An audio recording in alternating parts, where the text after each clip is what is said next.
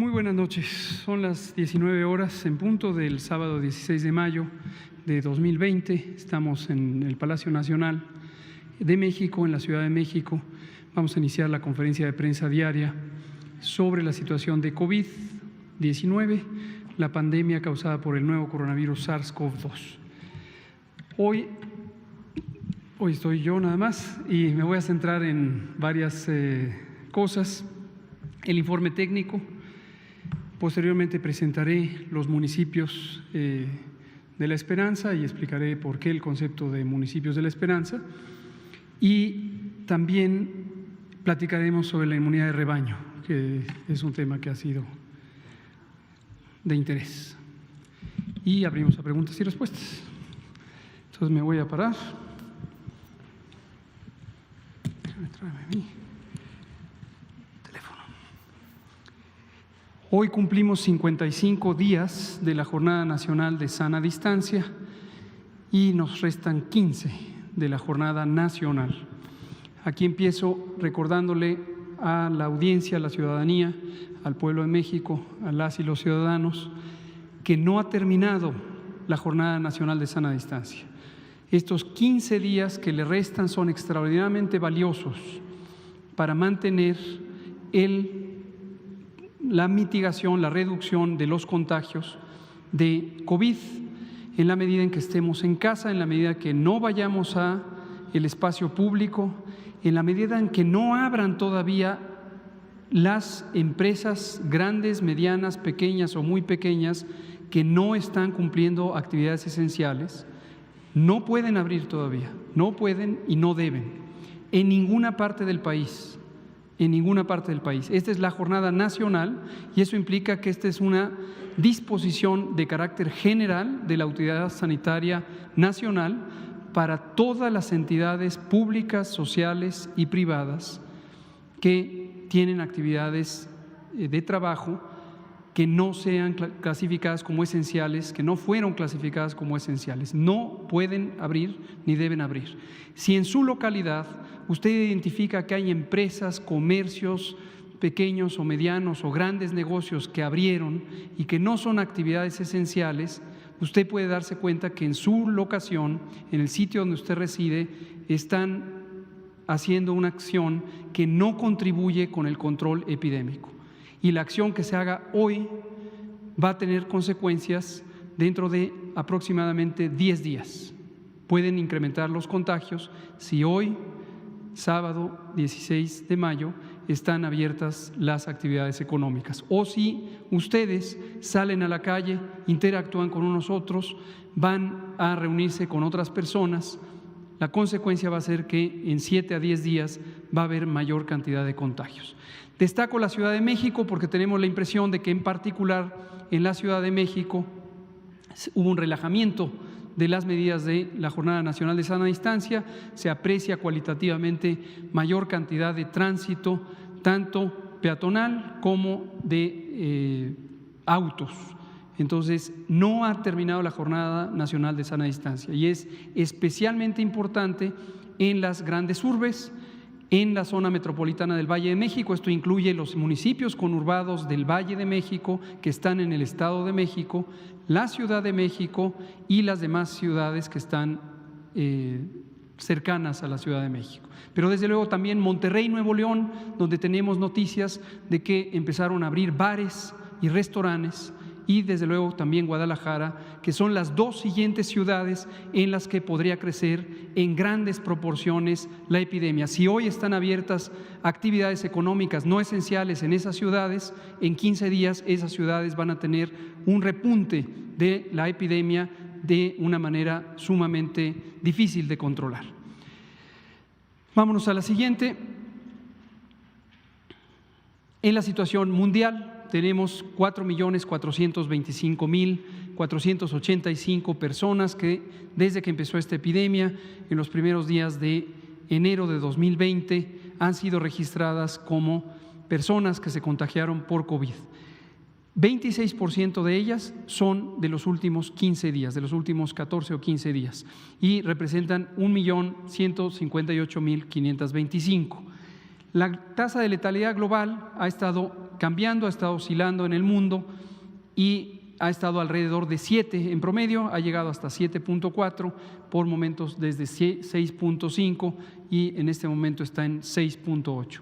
Notamos que la región europea va disminuyendo día con día la cantidad de personas que presentan COVID, mientras que la región de América sigue subiendo. Esto es la proporción que representan del total de casos en el mundo.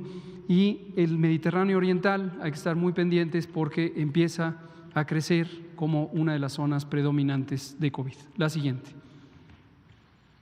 En México tenemos 47.144 personas que desde que empezó la epidemia en México, el 28 de febrero de 2020, han presentado COVID. 10.681 de ellas son casos recientes. Para todas y todos es notorio que en las últimas 8 días este número ha permanecido como una proporción importante, prácticamente la cuarta parte o la quinta parte en este momento respecto al número total. La razón es muy clara, como lo hemos venido diciendo, estamos en el punto más alto de la curva epidémica, en el Valle de México, y en varias otras ciudades empieza el momento de incremento de casos y solo en unas pocas, concretamente 4 ciudades, ha empezado a disminuir. Entonces, el número total de casos nuevos está considerado principalmente a expensas de la Ciudad de México, el Valle de México, la zona conurbada y las ciudades que empiezan a incrementar sus curvas epidémicas. Desafortunadamente, 5.045 personas han perdido la vida por las complicaciones de COVID y 169.000 han sido estudiadas en todo este periodo, resultando en 92.544 que fueron estudiadas y resultaron negativas. No tenían COVID, aunque tenían los síntomas característicos de COVID, que son comunes a varias otras infecciones respiratorias. La siguiente. En el mapa de casos acumulados no ha habido grandes cambios, como se espera que no los haya, dado que este es un proceder lento, predomina la suma de los casos antiguos, los casos que tienen su momento de infección y de presentación de síntomas mayor a 14 días. La siguiente, lo vemos en la gráfica de barras, los casos acumulados, 13.000 más 7.800, esto es más de 21.000 casos que representa la mayoría de los casos acumulados. La razón también es obvia y no debería causar ninguna confusión: entre más población, más casos. La cuarta parte, gruesamente casi la cuarta parte, 23.8% de la población mexicana reside en la zona metropolitana del Valle de México. Y consecuentemente aquí tenemos la mayor cantidad de casos, seguido de Baja California, Tabasco, Sinaloa, Veracruz, Puebla, Querétaro y varios otros con distinta contribución. Si lo vemos en los casos nuevos, los casos de los últimos 14 días, esos 10.681, el mapa es un tanto más cambiante, en tanto que sí refleja la intensidad de la transmisión, que es directamente seguida de la presentación de casos. Y vemos que Baja California Sur ya se encuentra en verde cuando había estado en rojo, llegó a estar en rojo oscuro. La siguiente. Aquí se ve la distribución. Igualmente, la Ciudad de México, el Estado de México, en conjunto el Valle de México, representan la mayor actividad de la epidemia, seguidos de Tabasco y Veracruz, que se encontraba en posiciones más abajo, está ahora ganando esta posición de ser el cuarto estado que tiene la mayor contribución de casos de los últimos 14 días, seguidos de Baja California, Puebla, Yucatán y otros. La siguiente. Cuando lo vemos por incidencia, esto es muy importante para poder comparar de una manera adecuada poblaciones de distinto tamaño, cada estado tiene distinto tamaño y entonces no podríamos hacer una comparación válida si no consideramos esta medida de incidencia, que es el número de casos nuevos divididos entre la población de la zona de interés, en este caso cada una de las 32 entidades federativas. Esto en conjunto en el país tenemos 8.35 personas por cada 100.000 tienen COVID desde los últimos 14 días. La siguiente, podemos ver en una gráfica de barras cómo en la Ciudad de México hemos llegado ya a 30 por 100,000 habitantes la incidencia de personas con COVID. Recordarán que hace unos pocos días estábamos en 25 y 24, hoy estamos en 30 y por ello les recuerdo, es importantísimo quedarse en casa. Estos 15 días son especialmente valiosos en la zona metropolitana del Valle de México, donde tenemos la mayor intensidad de la transmisión. Estos 30 casos por 100,000 habitantes representan una cantidad enorme de contagios potenciales y si ustedes salen a la calle en el Valle de México, también en cualquier otra parte del país, pero en particular en el Valle de México, lo que van a hacer es que van a contribuir con una enorme cantidad de contagios que pueden ser ustedes mismos, un ser querido o alguien conocido o no conocido que pudiera también tener la forma grave de COVID, que es una enfermedad que no queremos que le dé a nadie potencialmente. Es una enfermedad que rápidamente progresa a una neumonía que puede causar insuficiencia respiratoria y ciertamente puede causar la muerte. Por eso es importantísimo no desaprovechar estos últimos 15 días de la Jornada Nacional de Sana Distancia. Siguen en el orden Tabasco, Yucatán, Morelos, Tlaxcala y otros en distinto tamaño de su incidencia. En la siguiente vemos las muertes. COVID causa muerte y ha causado la muerte lamentablemente ya en 5,045 personas en México y otras tantas defunciones, 535 están en este momento en el proceso de estudio con base en que se les tomaron muestras para el diagnóstico por laboratorio y están en el proceso de estudio. Respecto a la mortalidad, como hemos comentado ya en repetidas ocasiones, también existen casos que desafortunadamente pierden la vida y no se les puede tomar o por alguna razón no se les toma un espécimen, una muestra de líquidos respiratorios para el diagnóstico por laboratorio y tenemos otros diferentes recursos, igual que en otras partes del mundo, para identificar o atribuir la causa de muerte a COVID.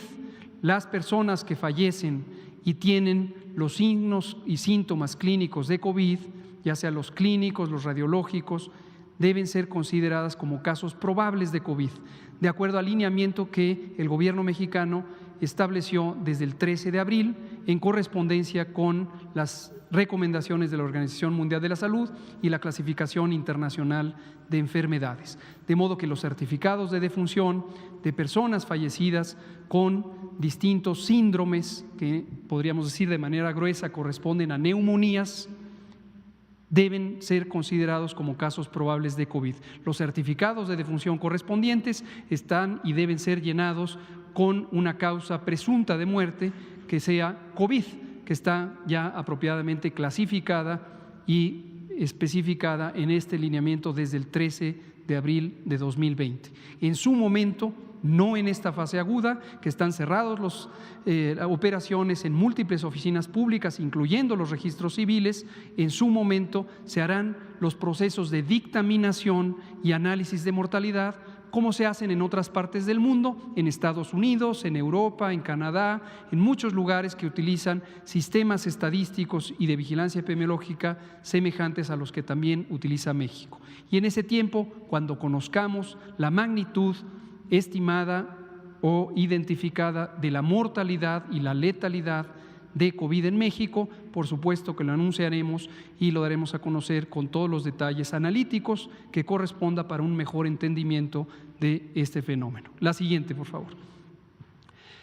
Tenemos la distribución por entidad federativa, que también es importante. Ciudad de México, seguida de Baja California, el Estado de México, que son los municipios conurbados del Valle, Tabasco, Sinaloa, Quintana Roo y Veracruz.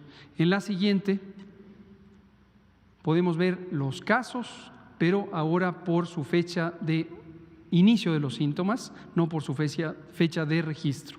Hay una forma un poco diferente de la curva epidémica, como lo comentamos todas las noches, y también existen estos un poquito más de 29,000 casos que están en el proceso de estudio. No son las mismas personas, algunos terminan su proceso de estudio, que en promedio dura 24 a 48 horas, hasta el momento en que se recaba el diagnóstico por laboratorio. El proceso técnico de laboratorio dura cerca de 6 horas y cuando se incorporan estos datos cambia el color rojo que representa los casos confirmados. Pero desde luego siguen apareciendo nuevos casos sospechosos y les recuerdo que los casos sospechosos, como lo hemos comentado también repetidamente, en toda la República, en los municipios grandes, medianos, pequeños, se identifican como una señal extraordinariamente valiosa de la vigilancia epidemiológica, de modo que la carga de enfermedad y la dinámica de transmisión y la propagación territorial de esta enfermedad puede ser reconocida y debe ser reconocida desde el momento en que se presentan personas con síndromes clínicos, con manifestaciones clínicas que son identificadas como casos sospechosos de COVID. La siguiente. Tenemos finalmente nuestra curva epidémica acumulada, que acumula ya 47.144 casos. En los últimos 24 horas se sumaron 2.112 casos que representan 4.7% de esta cantidad o de la cantidad que había en el día previo. Esta curva, también les recuerdo, aprovechando que es sábado y tenemos un poco más de tiempo, esta curva nunca va a disminuir, nunca.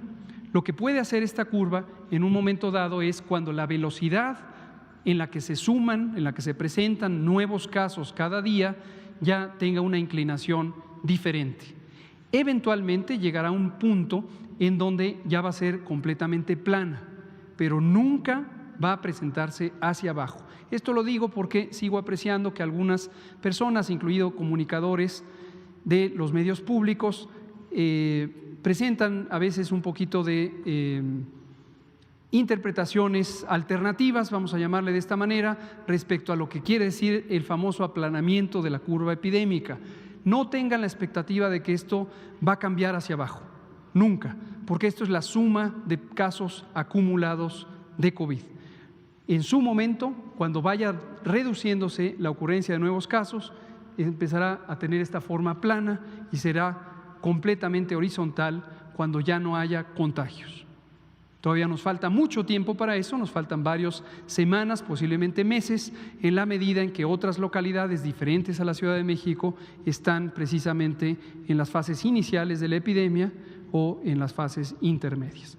Esta otra curva, que es la curva epidémica de casos nuevos, esta sí puede empezar a disminuir, es decir, la altura de estas columnas, que son los casos nuevos diarios que se presentan, en su momento, como ha ocurrido por momentos, empezará a ser más lenta, es decir, menos altura, hasta que llegará a ser cero. Cuando tengamos ningún caso nuevo, igual que esta curva será plana, aquí ya no habrá barras, no habrá columnas, cero nuevos casos. Nos falta todavía para llegar a ese punto. Y aprovecho para recordar qué quiere decir aplanar la curva. Aplanar la curva quiere decir que comparativamente con el escenario de lo que hubiera ocurrido si no se hubieran hecho las intervenciones, tenemos una curva cuyo tamaño, la suma de todas estas barras, que es precisamente esta, es 75% más pequeña de lo que hubiera ocurrido si no se hubieran hecho las intervenciones. Técnicamente, esto es un tecnicismo, esto se llama el escenario contrafactual. Contrafactual es qué hubiera pasado si no se hubieran hecho las intervenciones. Si no se hubieran hecho, tendríamos una curva que sería considerablemente más grande. Si lo viéramos en la curva acumulada, lo que veríamos es, en vez de esta inclinación, como se puede apreciar que fue la curva, desafortunadamente, de varios países que tuvieron epidemias o que han tenido hasta el momento epidemias muy intensas y que afortunadamente, al menos en la región europea, ya se encuentran en una fase avanzada de control. Entonces, en vez de esta inclinación, eso es una manifestación del aplanamiento de la curva en la curva acumulada.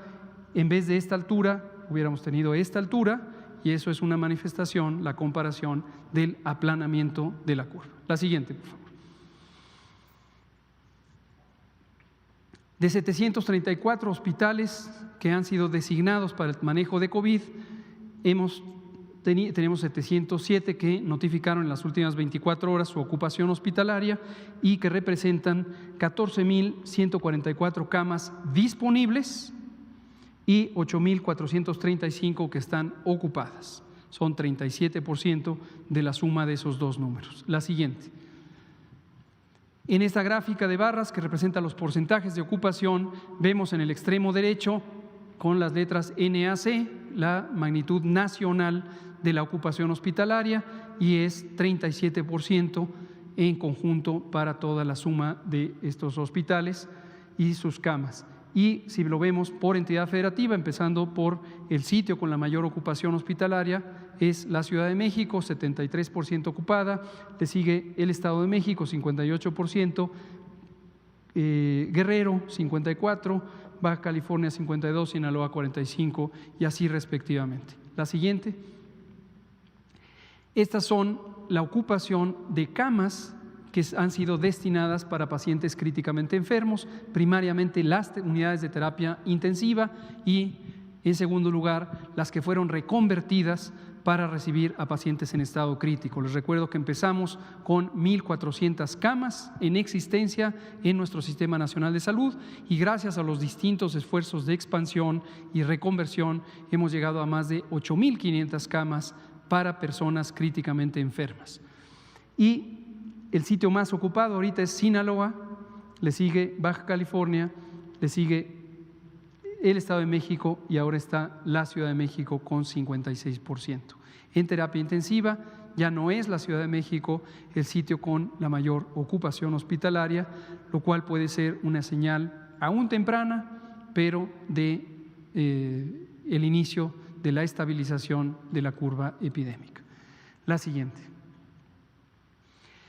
Vámonos a los municipios de La Esperanza. Tema nuevo, tema de interés, tema que ha estado con la expectativa. Tómenle fotos, por favor. De todos modos, ya saben que todo este material es de acceso público. Lo ponemos junto con todo lo demás en el sitio de internet coronavirus.gov.mx y también tenemos la visualización de datos que nos ha facilitado el Consejo Nacional de Ciencia y Tecnología a través de sus centros públicos de investigación, en particular el Centro Geo. ¿Qué quiere decir, antes de que nos concentremos en el tema de cuáles son los municipios o dónde están? ¿Por qué designamos estos municipios? A lo largo de varias semanas identificamos que, como lo hemos comentado aquí, la distribución de la epidemia de COVID en México, igual que en otras partes del mundo, sobre todo en países que tienen grandes extensiones territoriales, no tiene una distribución homogénea, es decir, no todas las municipios, estados, ciudades tienen la misma intensidad de la transmisión. Más allá de lo obvio que no pueden tener los mismos casos, la misma cantidad de casos porque tienen distintos tamaños poblacionales, los indicadores como la incidencia, la velocidad de cambio en los casos nuevos, las ocupaciones hospitalarias, tanto de camas generales como de terapia intensiva, las mortalidades varían entre las distintas entidades federativas. Esto desde hace ya más de prácticamente 4 semanas nos permitió identificar una gran oportunidad de tener un manejo eficiente de la epidemia que priorizara a los sitios con actividad y permitiera el control con las intervenciones no de mitigación, sino de contención basada o centrada en casos sospechosos, correspondiente clásicamente a la fase 1 en aquellas regiones y municipios que tuvieran baja o nula transmisión, es decir, como que regresamos a visualizarlos en etapa 1, en fase 1, en el escenario 1. De estas zonas de baja transmisión destaca la existencia de municipios principalmente en zonas rurales, geográficamente lejanas de ciudades medianas y grandes y que tienen asentamientos humanos dispersos, en las que ha existido hasta el momento baja o nula transmisión. Y esto, lo que conforme nos acercamos al final de la Jornada Nacional de Sana Distancia, nos permitió visualizar la oportunidad de que en esos municipios, específicamente en esos municipios, pudiera haber una reintegración temprana de las personas a sus actividades convencionales. No como se visualizan o se visualizaban antes del inicio de la epidemia, sino en esta perspectiva de transitar a una nueva normalidad, y nueva normalidad en este caso implica las recomendaciones generales de prevención y control que ayer precisamente enumerábamos, pero además actividades específicas de salud pública encaminadas a la identificación de personas en mayor riesgo de complicaciones, su detección temprana, su monitoreo activo y, en su caso, si presentaran actividad epidémica, la transferencia temprana de personas desde esos municipios si llegaran a necesitar hospitalización. Entonces, todo esto es parte de un paquete de intervenciones. Se encuentran en varios de las entidades federativas. Hay una que destaca por ocupar la mayor cantidad de estos municipios, que es el estado de Oaxaca. Como pueden ver ustedes, detallo, pero me voy a este lado, complemento, es la continuación. Tenemos 3 categorías, son estados que no tienen contagios y que no son vecinos de, no estados, municipios. Municipios que no tienen contagios y no son vecinos de un municipio con contagios de COVID. Luego existen municipios que sí tienen contagios y existen municipios que son vecinos de quienes tienen contagios. ¿En cuánto tiempo? En 28 días. ¿Por qué 28 días? Porque de manera convencional, es hasta cierto punto arbitrario, pero en la epidemiología aplicada se consideran 2 periodos de incubación o 2 periodos del curso clínico de la enfermedad como un intervalo que permitiría que uno pudiera reconocer que no existe transmisión de la enfermedad. Es arbitrario, pero es bastante convencional utilizar este punto de referencia. De hecho, estamos utilizando aquí 4 periodos de incubación, porque el periodo de incubación de COVID es de 7 días. Y queremos hacerlo de la manera más extrema primero, con 28 días, 4 periodos de incubación, conforme veamos la respuesta de este cambio en la modalidad de mitigación en estos municipios. Si vemos que es una intervención segura, tenemos también identificados municipios que en 21 días no han tenido contagios o son vecinos de municipios con contagios, también en 15 días y desde luego en una semana y desde luego en tiempo real, porque lo estamos monitorizando todos los días. Entonces empezamos con 28, vamos a observar, en un momento dado, no tenemos una fecha preespecificada, pudiéramos ver que si hay una respuesta positiva, considerar otros. 324 son los seleccionados con esta categoría y también una cosa muy importante es garantizar que haya poca movilidad intermunicipal, particularmente a municipios que pudieran tener vecindad con municipios con contagios o propiamente municipios con contagios. No va a estar aquí la lista exhaustiva, vean nada más los números, pero hoy mismo en el sitio coronavirus.gov.mx van a ver ustedes la lista completa de todos los 2.463 municipios existentes clasificados por estas 3 categorías. Ahí está. La siguiente. Vamos a ver una panorámica de los mapas. Hay 5 mapas que son zoom de distintas regiones del país. Noten ustedes cómo, insisto, en varios estados de la República están presentes y aquí se ven en color verde, en color amarillo es esta zona de amortiguación, son municipios que son vecinos de municipios con contagios, pero no tienen contagios. Y luego están los municipios sin contagios y sin vecindad. Es decir, también la zona amarilla está sin contagios, pero son vecinos de municipios con contagios. En Sonora, en Chihuahua, unos pocos en Coahuila, en Jalisco, en los altos de Jalisco, la siguiente, aquí se puede ver, en Tamaulipas, principalmente en la zona del Agua Azteca, la siguiente, en Aguascalientes también, Aquí tenemos Tamaulipas, aquí está la Huasteca, ahí están zonas fronterizas. La siguiente, Jalisco, es el mismo mapa, lo estamos recorriendo nada más para visualización. Durango, la zona central de Durango. La siguiente, en la zona central nos vamos a ir acercando hacia Oaxaca, donde está la mayoría, pero vemos Puebla. Puebla tiene también, en la Sierra Norte de Puebla hay una región con estas características. Noten, no pierdan de vista lo amarillo. En lo amarillo no hay contagios tampoco, no hay contagios, pero en este momento no son elegibles como municipios de La Esperanza por esta razón. La siguiente. Oaxaca es donde claramente, tanto en la Sierra Norte de Oaxaca como en la Sierra Juárez y también hacia la zona de la costa, hay municipios con estas características. Noten ustedes que prácticamente la mayoría del territorio del estado de Oaxaca está sin contagios. La siguiente. Ahí está, Oaxaca, y vemos también Chiapas en los altos y también hacia la zona norte, donde está el municipio de los municipios sin contagios. La siguiente, creo que son todos los mapas. En Yucatán hay una zona también extensa y colinda con Quintana Roo. Toda esta zona no tiene contagios y el único que queda elegible es esta parte, pero vamos a ver, recordarles y que quede muy claro, esto cambia dinámicamente.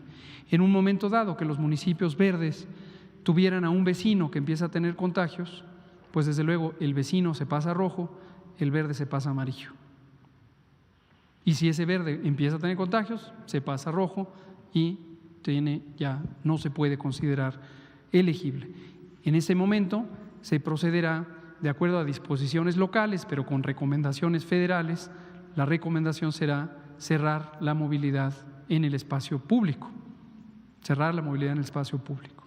Esperamos que logremos mantenerlos sin contagios para que no tengan el impacto negativo que sí tienen, como lo sabemos, las intervenciones de reducción de la movilidad. La siguiente, inmunidad de rebaño. Todavía tenemos tiempo, son 7:30. Araceli preguntaba ayer, Araceli de Canal 11, y se lo agradezco, sobre el concepto de inmunidad de rebaño. Es un concepto importantísimo en la epidemiología de las enfermedades infecciosas que permite tomar ciertas decisiones útiles a la práctica de la prevención y control de las epidemias de enfermedades infecciosas. ¿Por qué se llama inmunidad de rebaño? Empiezo por el nombre, que ha sido intrigante para una parte de la ciudadanía. Un rebaño es un conjunto de individuos de la especie. Típicamente cuando pensamos en un rebaño, pensamos en ciertas especies animales de interés ganadero, pero ciertamente cualquier colectividad es un rebaño, colectividad de una especie. Si son peces se llama cardumen, si son ganado bovino se llama hato, si son cerdos se llama piara. Cada especie tiene su propio nombre, pero los fenómenos relevantes para la transmisión de enfermedades infecciosas son semejantes en cualquier especie de animales, incluidos los seres humanos, que también somos del reino animal. Nadie debe ofenderse porque se piense en esto. ¿Qué es importante aquí? Las enfermedades infecciosas se caracterizan por mecanismos de transmisión. Hay enfermedades que se transmiten por vía respiratoria, como es el caso de COVID, de influenza y de una enorme cantidad de virus y bacterias respiratorias. Hay enfermedades que se transmiten por otras vías, agua, alimentos, vectores, como es las enfermedades transmitidas por mosquitos aedes, dengue, chikungunya, zika. Hay enfermedades que se transmiten por sangre, hay enfermedades que se transmiten por contacto directo, hay enfermedades que se transmiten por contaminación del agua con elementos que están en la naturaleza. En fin, hay una gran cantidad de mecanismos de transmisión. El concepto de inmunidad de rebaño potencialmente aplica a cualquier mecanismo, a cualquier enfermedad de cualquier mecanismo, pero es más claramente identificable cuando se habla de enfermedades transmitidas de humano a humano, por cualquiera de las distintas vías. Hay enfermedades de transmisión sexual también, y son de gran importancia en salud pública. Cuando tenemos una colectividad, vamos a pensar aquí esquemáticamente diagramado, estas personas, y tenemos algunas que pudieran presentar la enfermedad,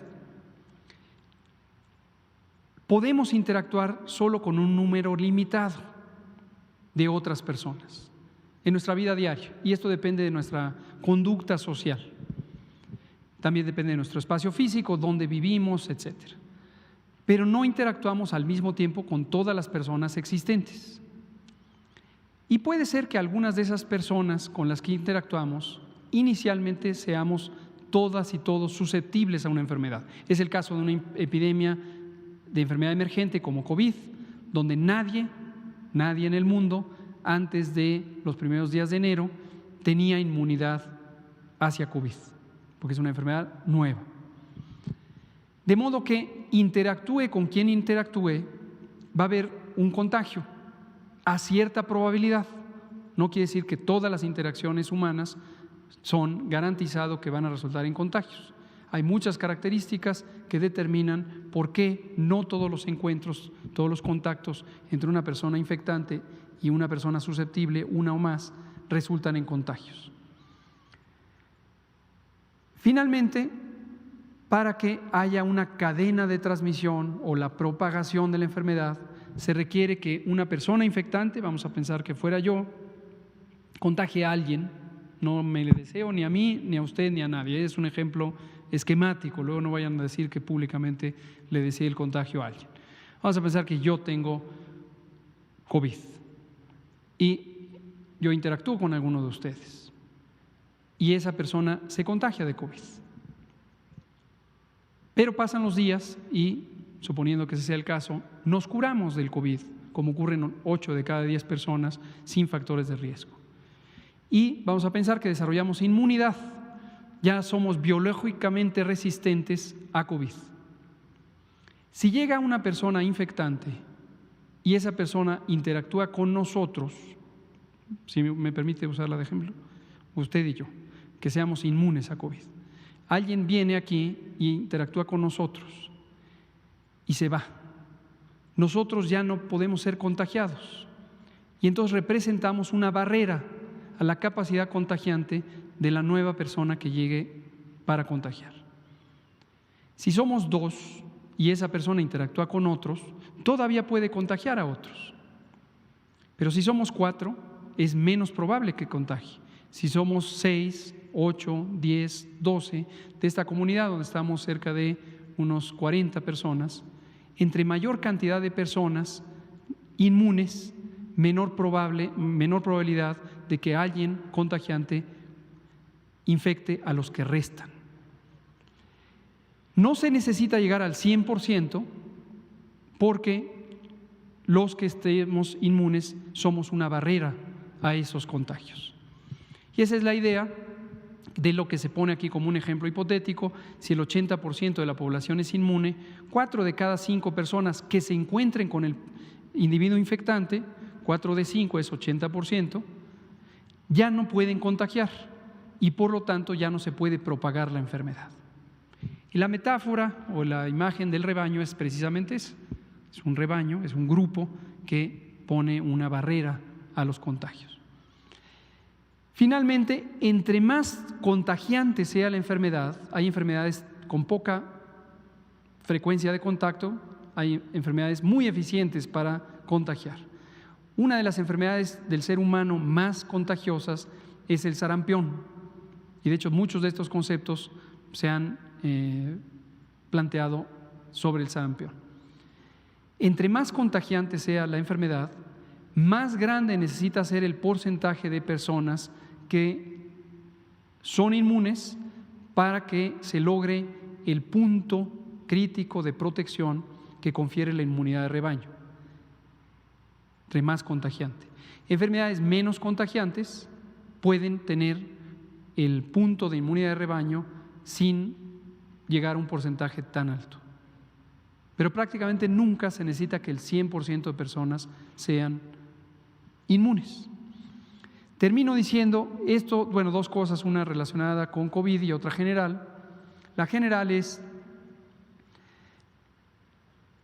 para los programas de vacunación. Esto es muy importante porque esto determina cuál es la proporción de personas que deben ser inmunizadas para garantizar que no ocurra un brote o que si ocurre un brote no se propague.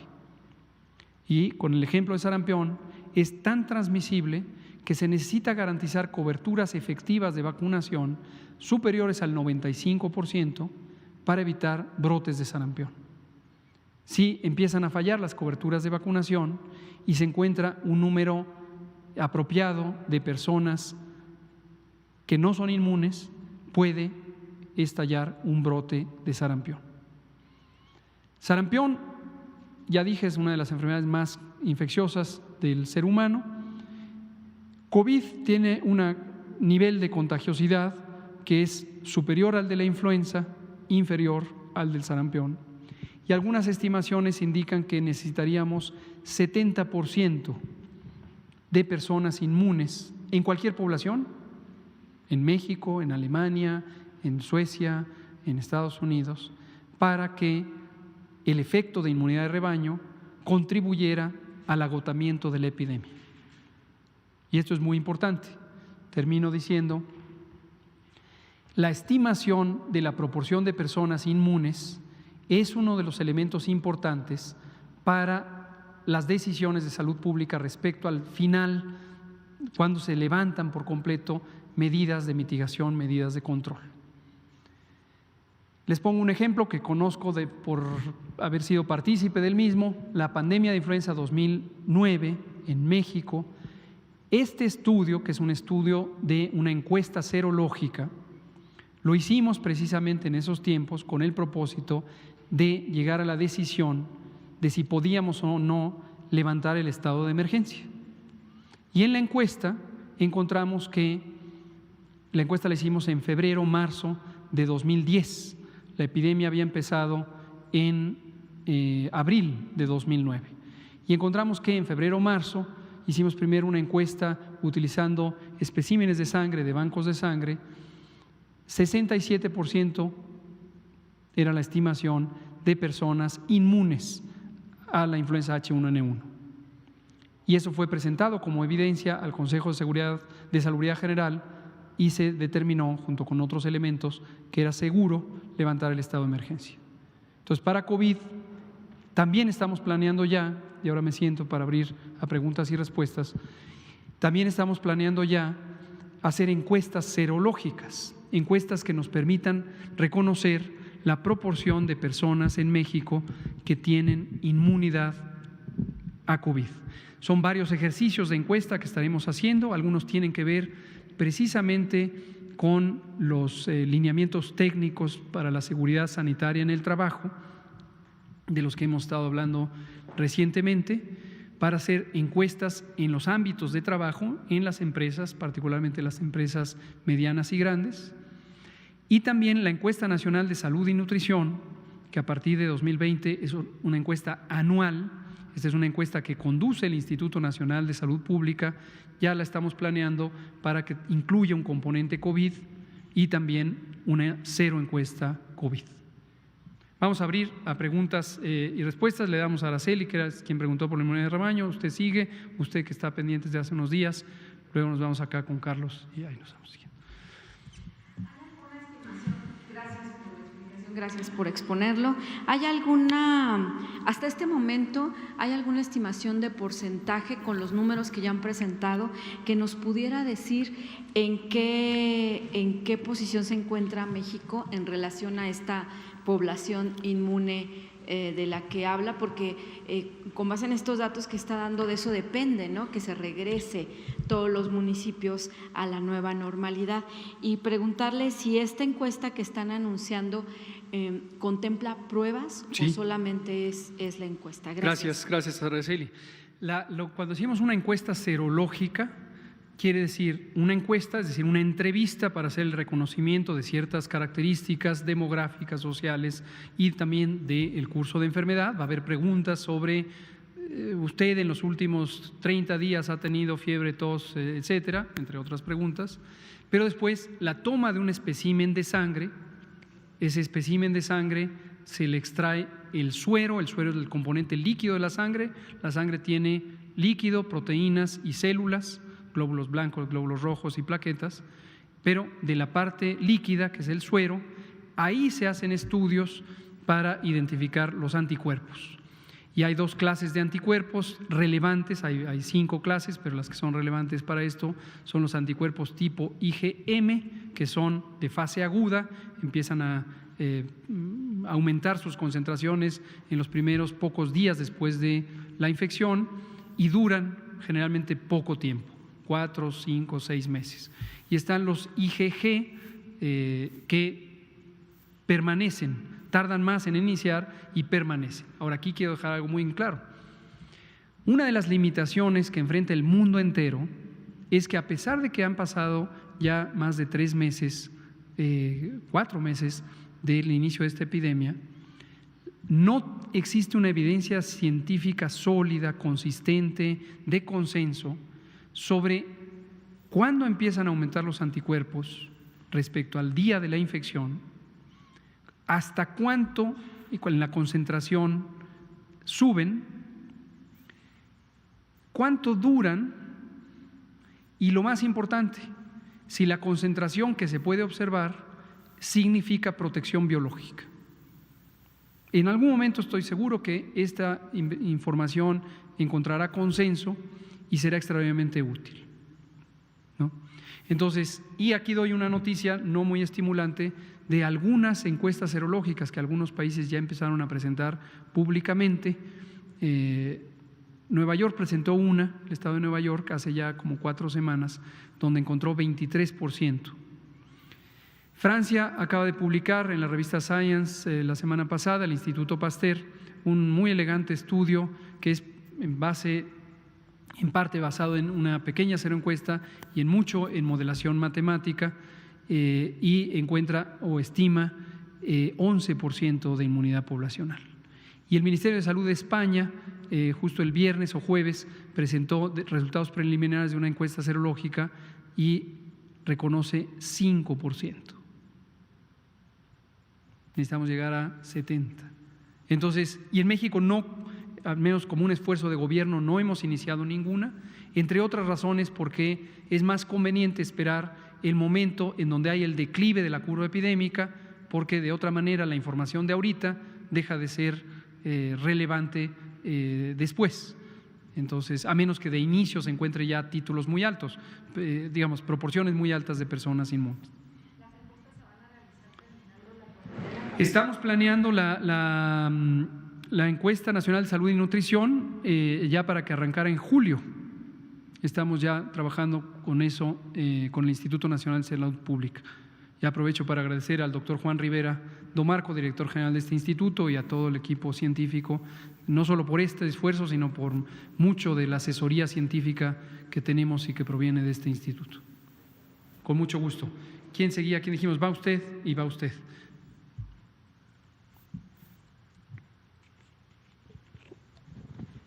Doctor Hugo López-Gatell, muchas gracias. Soy Toño Visa, de Toño Visa Channel Subterráneo. Correcto. Primeramente, agradecerle en base a muchas mexicanas y mexicanos, porque también me baso en informarme de lo que vierten en las redes sociales, sobre toda esta actitud responsable de parte de ustedes, de la Secretaría de Salud, por el hecho de estar previniendo una crisis hospitalaria. Eso ha sido muy importante. Gracias. El hecho de monitorear cómo avanzaba la enfermedad desde China hasta que comenzó a llegar a nuestro país. Eso también se los queremos agradecer. Gracias. Yo le quisiera preguntar, ¿por qué no adquirió la Secretaría de Salud el hecho de informarnos un poco más de alimentación en más conferencias, que es tan importante porque contamos con muchas plantas y muchas frutas en nuestro país que realmente nos ayudan a fortalecer nuestro sistema inmune, además de nutrirnos? Segundo, ¿por qué no ser un poquito más, también traernos más conferencias sobre psicología? Digo, las ha traído, pero pensamos que es en un número muy mínimo. Correcto. Y esto ayudaría también mucho a aprovechar la oportunidad para concientizar a la población, a ayudarla a madurar, a ayudarla a entender. Estas son mis preguntas. Gracias. Le agradezco sus preguntas y, si me lo permite, se las tomaré como sugerencias y recomendaciones sobre las que podemos actuar. Efectivamente, pues cantidad de lo que hayamos hecho hasta ahorita, pues ya no lo podemos recuperar, pero todavía veo oportunidades. Como usted bien señala, la nutrición es un aspecto fundamental de la salud humana. En su momento, ya que estemos con menor cantidad, menor intensidad de la transmisión, vamos a empezar a enfatizar este tema que ya mencionamos sobre las consecuencias negativas de una mala alimentación en México, que están fundamentalmente determinadas por una sobreoferta de productos industrializados de muy bajo valor nutricional, altísimo poder calórico, y que la evidencia científica es muy robusta, muy consistente en demostrar que son el motor de la epidemia de enfermedades crónicas en México. La obesidad, 75% de las personas mexicanas tienen sobrepeso u obesidad, y también la diabetes, la hipertensión, etcétera. Pero gracias por la recomendación. Y por cierto que tanto la Secretaría de Bienestar y su titular, la ingeniera María Luisa Albores, y la Secretaría de Medio Ambiente, todo el equipo del doctor Víctor Manuel Toledo, tienen extensas colecciones de información sobre la riqueza y la biodiversidad de productos alimentarios en México. Y efectivamente, gracias por la observación. Y de salud mental, pues traeremos a nuestro equipo y vamos a seguir enfatizando en eso. Gracias. Por favor, usted, adelante. Sí, buenas tardes. Pablo Pérez para Verificado. Teniendo en cuenta este momento en el que se va a volver a las actividades laborales, ¿habrá algún tipo de recomendaciones y lineamientos de parte de la Secretaría de Salud para especialmente aquellos trabajadores o empleados que tienen algunas condiciones de riesgo, justamente como la obesidad, diabetes, hipertensión? ¿Se dejará esto a criterio de los patrones o habrá alguna sinergia con la Secretaría del Trabajo? Muchas gracias, Pablo. Esta pregunta es muy útil para identificar los elementos que tienen que ver con esta transición hacia la nueva normalidad. Uno de los ámbitos más importantes es precisamente la seguridad y la higiene en el trabajo. En el trabajo hay múltiples protocolos sobre seguridad en términos de lesiones, pero también existe importante capacidad institucional y en las propias empresas sobre salud. El Instituto Mexicano del Seguro Social es probablemente la institución pública, la institución gubernamental o parcialmente gubernamental con la mayor cantidad de experiencia en este aspecto. Tiene, de hecho, una coordinación de salud en el trabajo que pertenece a la Dirección de Prestaciones Económicas y Sociales, y por esta razón nos hemos basado mucho en esa experiencia, y el instituto tiene un protocolo muy completo sobre salud, específicamente orientado al tema de COVID. Y este lineamiento técnico es precisamente el lineamiento al que hace referencia el acuerdo del secretario de Salud publicado el jueves, en el que se especifica que las empresas que en este momento están en los sectores de construcción, de producción o fabricación de equipos automotrices y minería, que son los 3 sectores que se incorporarán en el listado de actividades esenciales, deberán, para poder entrar en operaciones el 1 de junio, presentar formalmente, y no solo presentar, sino poner en práctica los protocolos de salud de acuerdo al lineamiento que establece la autoridad sanitaria y que se basa precisamente en el trabajo del Seguro Social. Pero destaco también, como usted ya lo señala, el trabajo conjunto con la Secretaría de Economía y con la Secretaría del Trabajo. Y por cierto, mi reconocimiento y respeto a nombre del grupo a la secretaria Graciela Márquez y a la secretaria Luisa María Alcalde Luján, que han mantenido no solo un extraordinario interés y aportaciones muy valiosas para hacer este plan, sino además un liderazgo muy claro en la vinculación con los sectores empresariales. Entonces sí, la respuesta es efectivamente es indispensable que estos protocolos existan, no como letra, no nada más en un libro, sino estén implantadas las actividades para proteger en general a las y los trabajadores y en particular hay un elemento específico a las personas que tienen mayor riesgo de complicaciones. Gracias, Pablo. Usted, por favor, Angélica. Nos quedan 4 minutos. Okay. Buenas noches a todas y a todos. Lisbeth Álvarez, reportera del diario Basta, del Grupo Cantón. Pues en esta misma línea de regresar a la nueva normalidad, saber si ya se tiene algún protocolo en cuanto al transporte público. Es decir, porque una vez que regresen todas las personas a sus centros de trabajo, quizá de nada serviría que tengan en su trabajo esta sana distancia y este cuidado, si en el transporte público comúnmente pues van muy juntos, ¿no? Y sobre todo en las horas pico, pues difícilmente se va a poder mantener esta limpieza, ¿no? Y esta sana distancia. Y otra de mis preguntas sería, ¿cuánto tiempo vive el coronavirus en un cuerpo muerto? Y nada más un pequeño recordatorio, las estadísticas la actualización sobre las estadísticas de la violencia hacia las mujeres, que me había dicho que iban a venir las expertas. Muchísimas gracias. Cómo no, muchas gracias, Lisbeth. Sí, las expertas van a venir la próxima semana y es el grupo, un grupo muy consistente, muy sólido, donde está la presidenta de Mujeres, la doctora Nadine Gassman, estará Candelaria Ochoa, titular de la CONAVIM, nuestra colega directa Carla Berdichevsky, y van a comentar sobre esto. Respecto al transporte, es un punto muy retador, pero muy importante. El transporte es un espacio de confinamiento, es casi imposible pensar que no puede haber reducción en una distancia menor a la sana distancia, y el tipo de cambios que se pueden hacer, y hay lineamientos que se han implementado en otras partes del mundo, incluyen básicamente 3 cosas. La primera es disminuir el aforo, lo cual en sí mismo es un reto porque depende del número de unidades disponibles. Entonces hay gruesamente 2 maneras de reducir el aforo en el transporte público. Una medida es precisamente la que instrumentó, no es el único sitio, pero es el que conocemos con mayor importancia por el tamaño de las operaciones, el de la Ciudad de México. El gobierno de la Ciudad de México implantó un mecanismo de cerrar estaciones, tanto del metro como del Metrobús, precisamente para hacer un tránsito más expedito, una circulación express. Y esto lo que logra es que haya menos personas en cada una de las unidades. Entonces, disminuir aforo.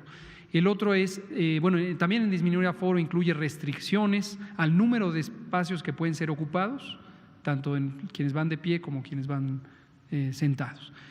El otro es medidas higiénicas básicas, tanto el tema del uso de alcohol gel, y hace un par de días me pronuncié nuevamente respecto a los cubrebocas, y hay gente que sigue inquietando de por qué. A veces digo que sí, a veces no a los cubrebocas. Es un tema difícil de comprender y lo trataré de resumir de esta manera. El uso indiscriminado de cubrebocas, es decir, todo mundo póngase a usar cubrebocas, no existe una demostración sólida, consistente, de que pueda servir como una medida principal de salud pública, como una medida auxiliar podría servir, pero básicamente lo que hace que no sea tan efectivo es el uso inconsistente.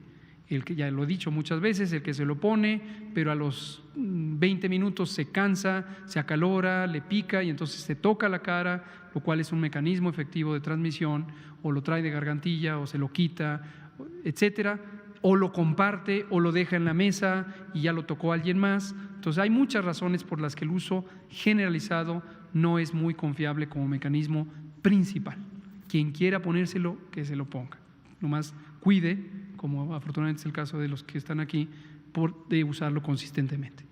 Ahora, sí estamos considerando que el cubrebocas en el transporte puede ser una medida de mayor utilidad. Que quede claro, tampoco hay evidencia científica rigurosa que lo sugiera o que haya demostrado su efectividad.